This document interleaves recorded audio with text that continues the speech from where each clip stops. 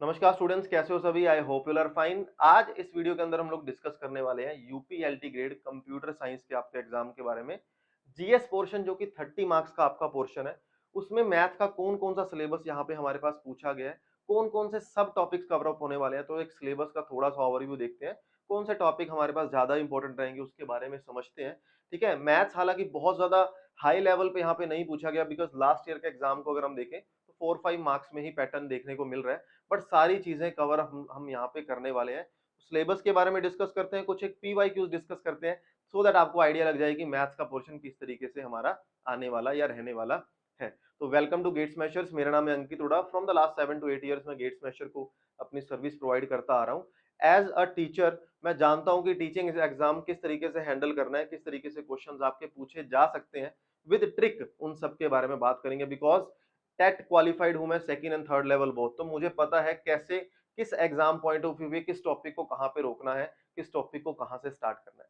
तो स्टार्ट करते हैं बिना किसी देरी के। सबसे पहले आपके सिलेबस के बारे में बात करते हैं।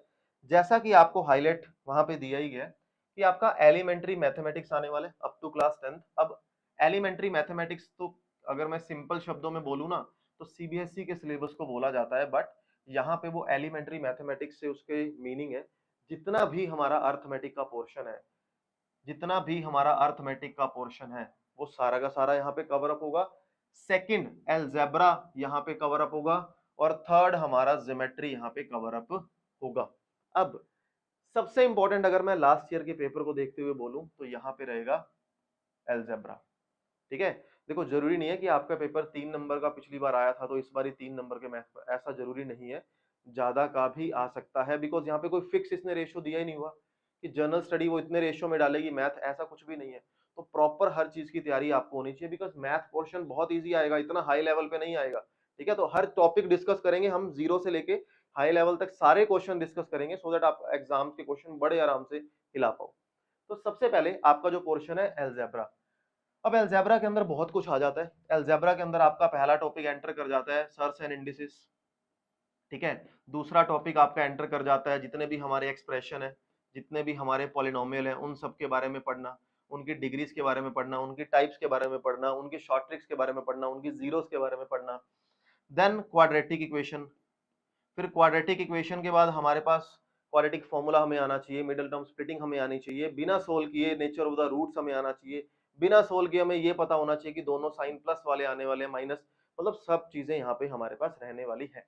बट एलजेब्रा को क्या एज इट इज स्टार्ट किया जा सकता है? बिल्कुल भी नहीं, जब तक आप अर्थमेटिक की सिंप्लीफिकेशन नहीं पढ़ोगे, अर्थमेटिक की आप सिंप्लीफिकेशन नहीं पढ़ोगे। देखो, मैं यहाँ पे हर स्टूडेंट को टैकल करने वाला हूं। मैं किस तरीके से स्टार्ट करने वाला हूं यहाँ पे, मैं समझूंगा कि आपका, देखो आप कंप्यूटर साइंस के स्टूडेंट हो, मैं आपको ये एज्यूम करके चलूंगा कि आपका मैथ्स पोर्शन है ही नहीं।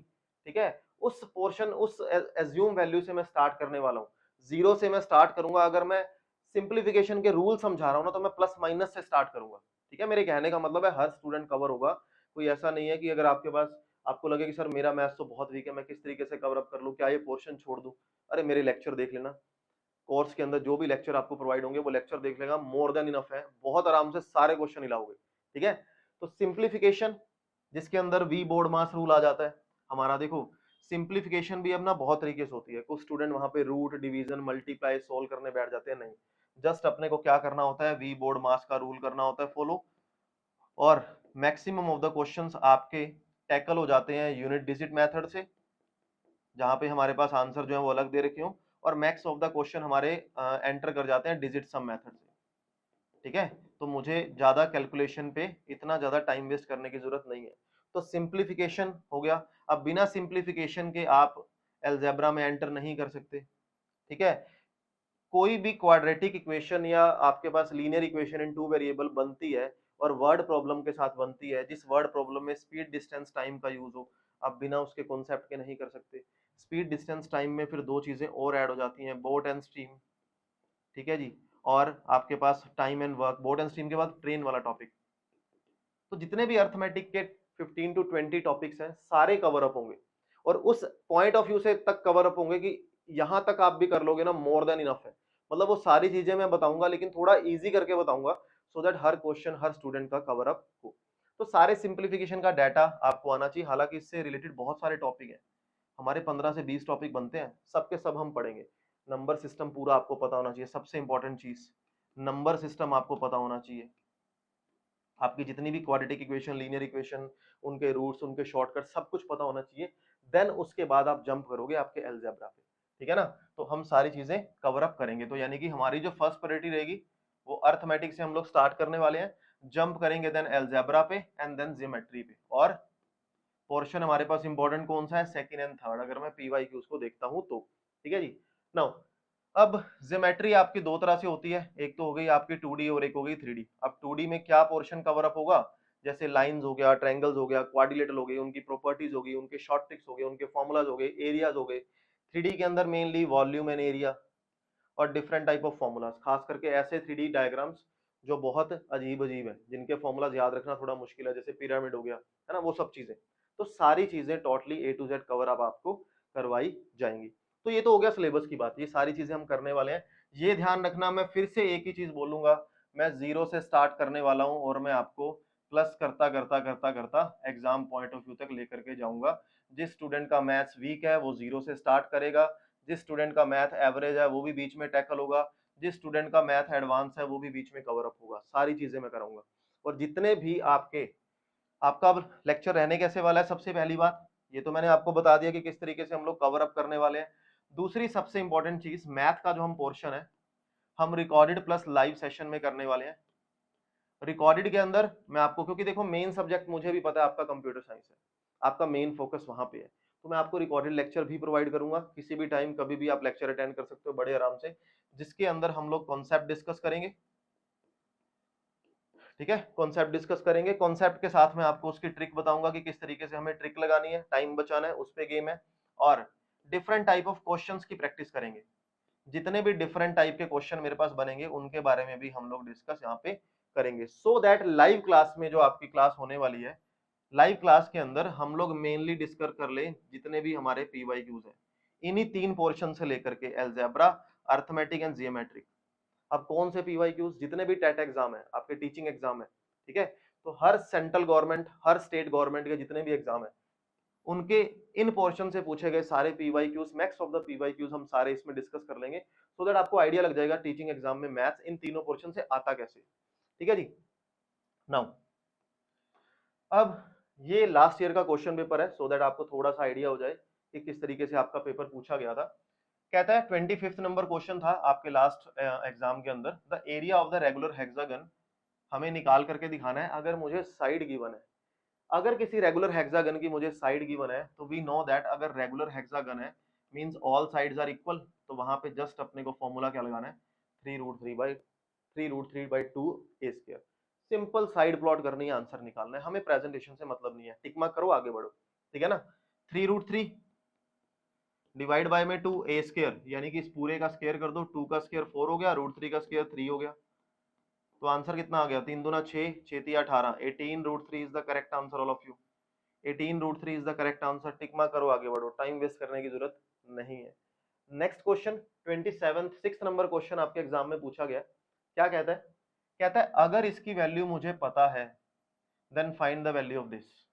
अब मैक्स ऑफ द स्टूडेंट्स जिन्होंने ट्रिक नहीं पढ़ी है वो मेनली ज्यादातर क्या करने वाले हैं, क्वेश्चन से पता चल रहा है, क्योंकि 10th तक का मैथ आपने पढ़ा हुआ है, ठीक है, हमें पता चल रहा है कि अगर मैं यहाँ से 2 कॉमन ले लेता हूँ तो x प्लस 1/x की वैल्यू 3/2 आ रही है, इतना तो समझ आ ही रहा है।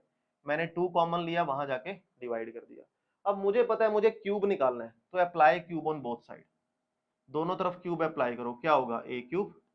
ये ध्यान रखना इस मेथड से हम नहीं करेंगे, इसकी शॉर्ट ट्रिक अप्लाई करेंगे, टाइम बचाएंगे। तो a cube plus b cube plus 3a square b, इसका स्क्वायर इससे मल्टीप्लाई होगा तो 3x, इसका स्क्वायर इससे मल्टीप्लाई होगा तो 3/x इज इक्वल टू कितना आ गया, 3/2 सॉरी।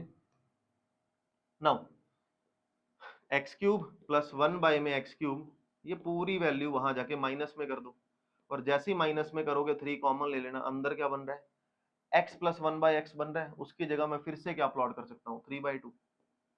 तो आपका आंसर क्या बनेगा यहाँ पे, 3/2 का भी तो क्यूब होना था ना, तो 3/2 का क्यूब होना था यहाँ पे, तो ये हो गया 3 क्यूब और ये हो गया 2 क्यूब, यानी कि 27/8। तो इसको हटा के लिख दो 27/8, यहाँ क्यूब करना मैं भूल गया। नाउ 27/8, तो आंसर मेरे पास क्या बना 27/8 माइनस में 9/2, तो आंसर हो गया हमारे पास 27 और 36 यानी कि माइनस का 9/8। एंड हमसे पूछा गया है प्लस में 2, इसकी तो वैल्यू हमने निकाल दी, प्लस में 2 और कर दो साथ में, तो 16 माइनस 9 यानी कि 7/8 is the correct answer all of you. Tick mark करो, आगे बढ़ो। अब अगर मैं इस पोजीशन पे अगर मैं बात करूं ट्रिक की, क्यों टाइम यहाँ पे बच सकता है, अगर मुझे x प्लस 1/x पहले से गिवन हो, मुझे x प्लस 1/x पहले से गिवन हो और मुझे क्यूबिक के बारे में बात करनी हो, सीधा आंसर होता है, आपके पास क्या दे रखा है क्यूबिक है ना, सीधा आंसर होता है a³ माइनस में 3a। यही सेम आप ट्रिक पावर 2 में, 3 में, 4 में अप्लाई कर सकते हो, जो हम बात करेंगे।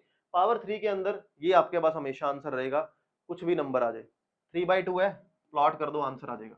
3/2 का क्यूब 27/8, 3/2 इंटू 3 9/2। अभी इसको एलसीएम लेके आंसर कितना आया, माइनस का 9/, आंसर कितना आया था माइनस का 9/8। हमें क्या चाहिए, प्लस का 2 चाहिए साथ में, तो 16 माइनस 9 7/8। टिक मार्क करो, आगे बढ़ो, टाइम बचाओ।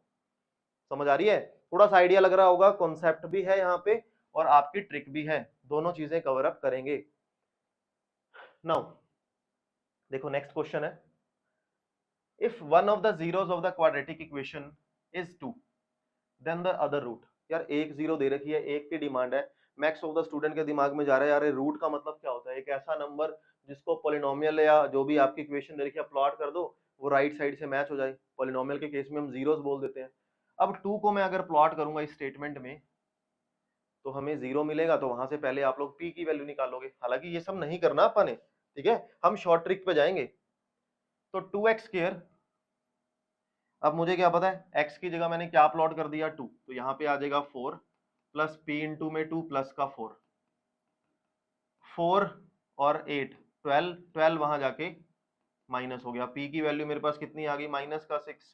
फिर मैक्स ऑफ द स्टूडेंट क्या कर रहे हैं जी, माइनस का 6 प्लॉट कर रहे हैं जी, इसकी मिडिल टर्म स्प्लिटिंग अप्लाई कर रहे हैं जी, इसको फैक्टर में डिवाइड कर रहे हैं जी, माइनस का 4x माइनस का 2x मल्टीप्लाई करने से 8 आए, प्लस माइनस से 6 आए।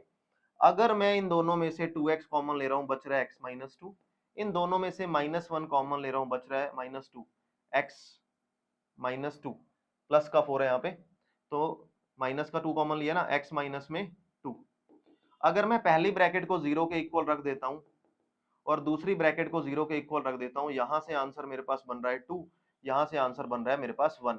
आपको 2 आंसर दे रखा है तो 1 पे टिक मार्क करो, आगे बढ़ो। ये सब हम नहीं करने वाले, मुझे डिमांड दे रखी है सिर्फ और सिर्फ दूसरी जीरोस की।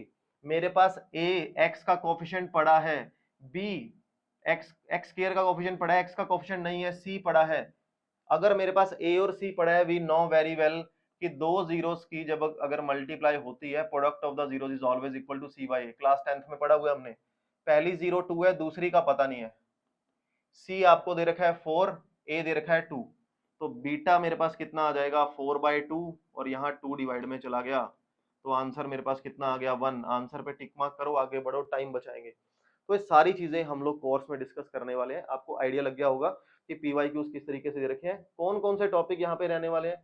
3 मेजर टॉपिक रहेंगे जिनके आगे सब टॉपिक्स हैं, उन सारे सब टॉपिक पे आपको रिकॉर्डेड प्लस लाइव सेशंस देखने को मिलने वाले हैं। A to Z पोर्शन में आपको कवर अप करवाने वाला हूं, and specially those who are applying for computer science exam.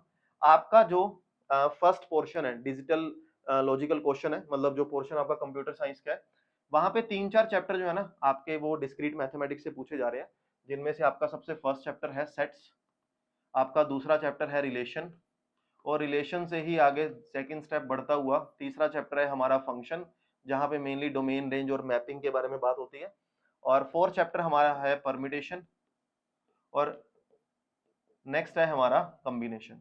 तो ये जो मैथ के ये वाले टॉपिक है, ये वाले पोर्शंस है, ये सारे के सारे पोर्शंस मैं आपको कवर अप करवाने वाला हूँ। तो डिस्क्रीट मैथमेटिक्स का पोर्शन प्लस आपका एप्टीट्यूड यानी कि मैथ्स का सारा कंप्लीट पोर्शन हम लोग कवर अप करने वाले हैं। तो अगर आपको वीडियो अच्छी लगी है, कोर्स का लिंक, कोर्स की सारी डिटेल आपके डिस्क्रिप्शन बॉक्स के अंदर मिल जाएगी। मिलते हैं कोर्स के अंदर, कुछ नया सीखेंगे, अच्छे से सीखेंगे। तो नई वीडियो के अंदर मिलते हैं। Have a good day to all of you, bye bye.